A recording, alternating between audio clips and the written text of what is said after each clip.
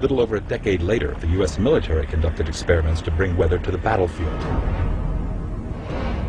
October 1966. The Vietnam War is in full swing. U.S. military scientists are devising a way to slow down enemy forces using the weather.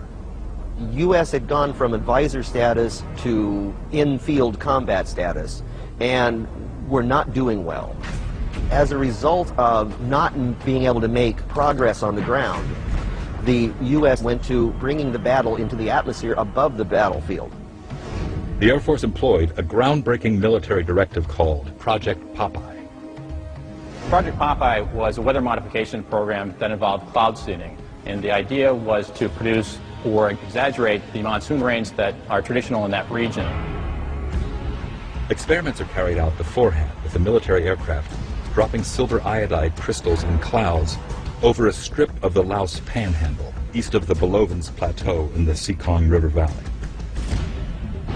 50 cloud seeding runs are conducted. 82% of the clouds seeded produce rain within a brief period. So Project Popeye then became Operation Popeye. It became a proper military program during the Vietnam War.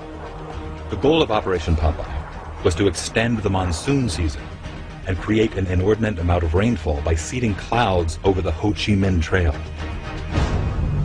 The Ho Chi Minh Trail was the primary supply route by which the North Vietnamese Army really supplied its troops that were operating in combat forces operating in South Vietnam, as well as supplying the Viet Cong. So it was the most significant logistical center of gravity to the North Vietnamese, and it was an important strategic objective for the United States and our ally South Vietnam to try to interdict that supply line to cut off those supplies to the enemy.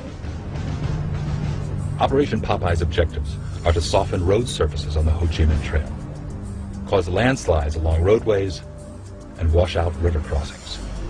The military had their own catchphrase as a result of this program, and it was "Make mud, not war."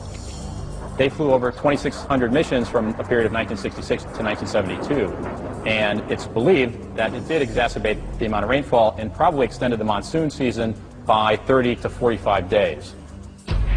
It had limited success. They did succeed in generating rain. They did succeed in turning the Viet Cong resupply route into a quagmire of mud. It didn't slow them down a bit.